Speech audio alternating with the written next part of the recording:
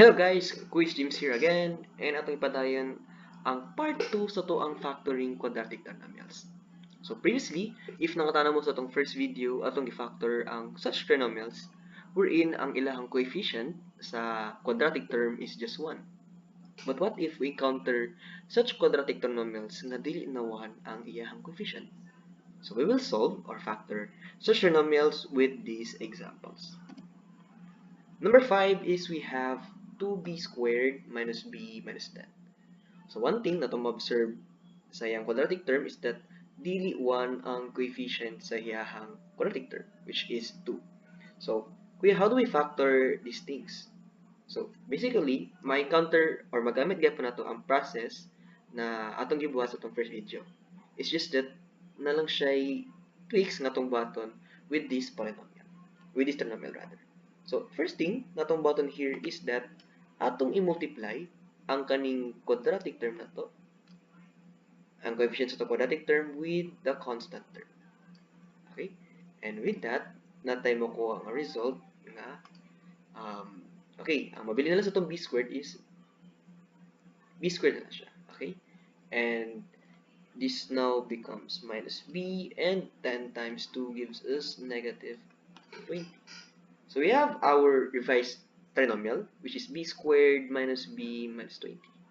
And now, this follows katong format nga ang coefficient na karon sa to ang quadratic term is 1. So we will now follow the rules na atong gibuhat sa atong first video.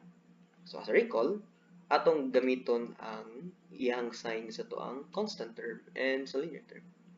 To begin with, our constant term has a negative sign. So that means natay idea nga different signs ang format sa ato ang trinomial. Okay? So it is possible nga naatay b plus, and we have another factor which is b minus. And any negative sign sa to ang linear term, it means na ang ato ang negative na factor is dominant siya. Okay, so diyan na tubutang ang larger number puhon sa itong factor.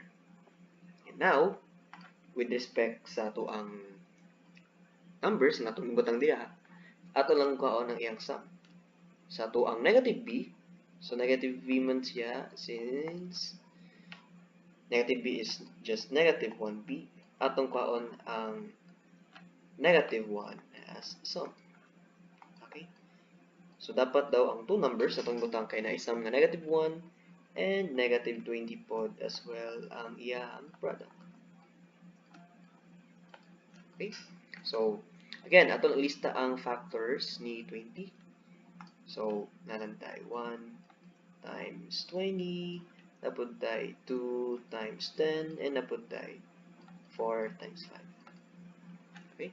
By inspection, ang only pair of numbers nga maka-provide of negative 20 nga product and sum nga negative 1 is kanilang si 4 and si 5.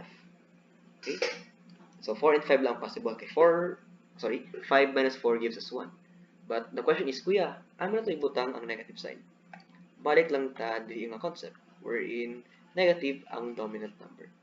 With that, ato siyang mabutang ang negative sa ato ang 5. And there you have it. Ang ato ang factors di ay is naatay 4 here and napuntay 5 here. So natay factors nga nakuha b plus 4 times the quantity of b minus 5. Okay? So, ang question natong mag-guess here is that our final answer? So actually, dili pa siya pwede. Dili gid siya ang sakto answer. Kay dili pa nato siya makuha ang b plus 4 times b minus 5. Kay gikan naman siya sa b squared minus b minus 20. So atong button diri here is atong i-remember, atong i-recall nga nag-multiply ta og 2 sa ato ang constant term. And ang button na to ana is ato pon siyang i-divide balik diri. So, divide tag 2 here, and divide po tag 2. Okay? And ato lang i-check whether ma-simplify siya or dili. So, for our first factor, which is b plus 4 over 2, sure ta nga, 2 is the answer sa 4 divided by 2. So, simplified siya into b plus 2. How about sa kaning 5 over 2? Kuya, dili man siya ma-simplify. And with that, ato lang buhaton ana kay ibutang si 2 nga tapad sa ato ang b here.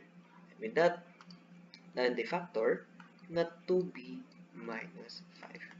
And this is the factors of our 2b squared minus b minus 10.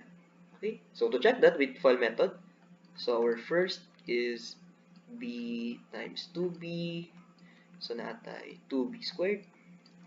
Our outer kay naatay b times negative 5, oops, b times negative 5, and natin makuha nga negative 5b.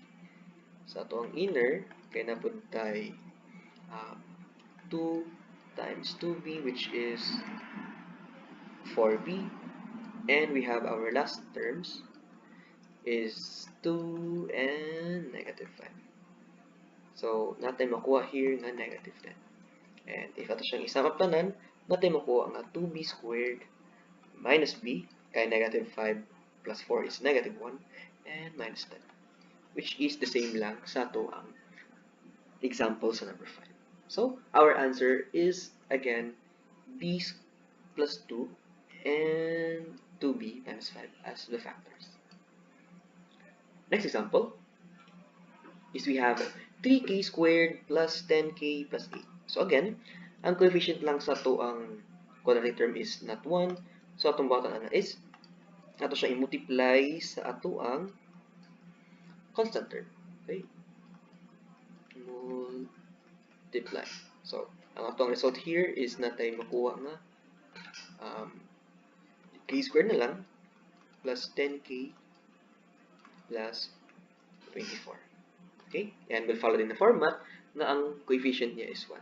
So again, check atong signs here and signs here. Since both of them kay positive, so same sign siya.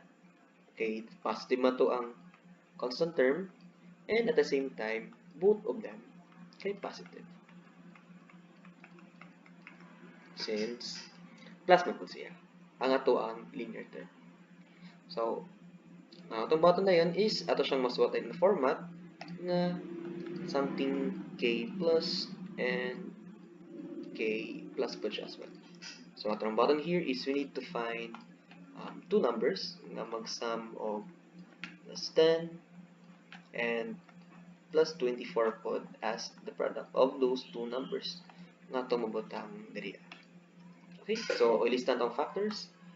Natay suwat nga 1 times 24, 2 times 12, 3 times 8, and 4 times 6. And I think this pair ang makatag og sum of 10. So muna siya atong numbers nga ibutang sa ato ang factors here. So natay k plus 4 and naputay k plus 6. Okay? So kanang k plus 4 and k plus 6 are the factors of k squared plus 10k plus 24. But take note nga gitweak siya by multiplying 3 sa 8 here. So ato pong ibalik ang atong gi-multiply nga 3 as a form of division here sa iyahang numbers. Okay? Check na yun ta. Kuya, dili man simplify si 4/3. Ato siyang ibutang si 3 tapad sa tuang k. And our first term, our first factor rather, is natay 3k plus 4. And 6 over 3 is 2 man yung quotient, then we can write it down as k plus 2. And there you have it. Narentay 3k plus 4 and k plus 2 as the factors of our 3k squared, plus 10k plus 8. Next example. So we have 4m squared plus 15m minus 25. So again, same format atong button. First step is to multiply the coefficient of our quadratic terms at 25. Multiply. And ang ato ang makuha nga result is just m squared plus 15m minus 25 times 4 is 100. Okay, then follow the format. Negative man ni siya, so meaning different signs ang ato ang factors, and at the same time we have a plus sa ato ang linear term, meaning ng positive na to dapat ang dominant. Okay, so naatay two factors here nga mas what na to somehow as m plus and another factor as m minus. Okay, atong ilistat siya tanan, and based ato ang linear term or the coefficient sa atong linear term nga plus 15, so mo na siya dapat ang ato ang sum, and ang ato ang negative 100 kay mo na siya dapat ang ato ang product. So ato lang ilista ang tanan possible. So we have 1 times 100, okay? Ato siyang lista, natay 2 times 50, natay 5 times 20, napod tay, napod tay 10 times 10 here. Okay? Since, oh, I forgot something po di ay, napod tay 4 times 25, almost like that. Okay? So, wait, ako na lang siyang i-erase. Okay, so natay, I forgot to write 4 times 25, 4 times 25, 5 times 20, and karon na po tayo 10 times 10. Okay? And kung atong naon, ang only pair lang among these 5 na makahatag og sum of 15 is kay siya man nga na isa ka positive, isa ka negative. So ang subtraction ani is 20 and 5. Okay? So kani siya ka pair ang prevail. Okay? But since positive man ang dominant number, ang gamay nga number nga 5 is dito dapat ibutang ang negative. Negative siya. Okay? And that means na ato ang factors kay naa siya sa m plus 5. Oh, sorry. Mali siya sulat. Dapat m plus 20 dahil here. And m minus 5 siya din. And we will do the same thing lang as what we did here. Nga nag-multiply mo tag 4. So, divide po tag 4 as a return product. So, ang may tabuan ni 20 over 4 is just 5. So, m plus 5 ang ato ang one factor. And since dili man pwede ma-simplify si 5 over 4, itapan lang natin.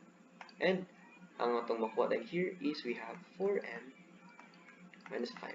And here is the answer sa to ang number 7. Okay? Next example, or the last example, is we have 8p squared minus 14p plus 3.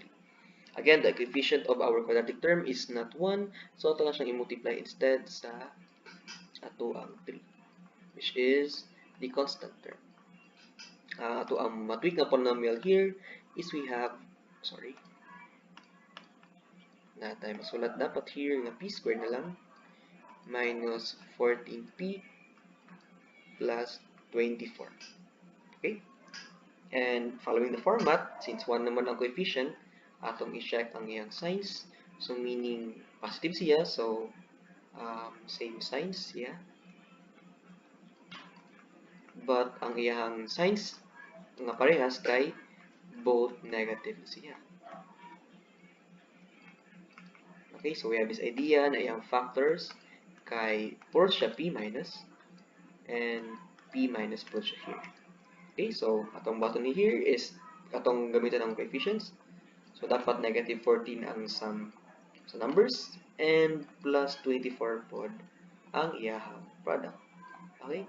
And if atong ilista ang product nga moatag og 24, so natay wait, atong research here, and natay 1 times 24, natay 2 times 12, natay 3 times 8, and 4 times 6. Okay? And we have this idea na since both of them man kay negative, so ato siyang butangan. Okay? And I think the only pair of number nga makatag og sum of 14 when added kay kaning negative 2 ug kaning negative 12. So, ang 2 ug 12 ang ato ang ibutang here sa iyang factors. Okay? And take note nga nag-multiply tag 8, di ba, gay na? So, ato po siyang ibalik as a form of division. But, kung si metabo, Kuya, asa may metabo sa kaning 2 over 8? Ato na siyang simplify. Okay? So, ato siyang i-separate na lang here. So, P minus 2 over 8. Sure ta nga atong i-simplify si 2 over 8. So, naatay 1/4. Okay? So, meaning kana siya is P minus 1/4. Then, atong button ana, since dili man siya masimplify na, ato na po siyang ibutang tapad sa P. And na po tayo mabuhat ng factor which is 4P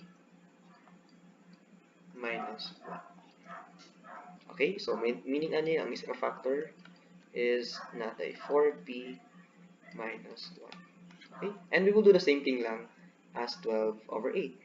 Kaya sure man ta na ang 12 over 8 is just ato siyang common factor which is 4. So natay 3 over 2. Okay, so kani siya palisdan may mong 3 over 2, and since dili man siya pwede multiply or masimplify rather, ato na po siya butang here. And that means na itong other factor dapat is 2p minus 3. And muna siya ang factor sa itong 8p squared minus 14p plus 3. Okay, so that ends the series sa itong factoring quadratic trinomials. If need mo practice problems, you may try these numbers. So natay number 9, number 10, and number 11. And the solutions ana will be posted sa ato ang Facebook page. So thank you guys for listening, and kita-kits sa ato ang mga next videos. Bye-bye!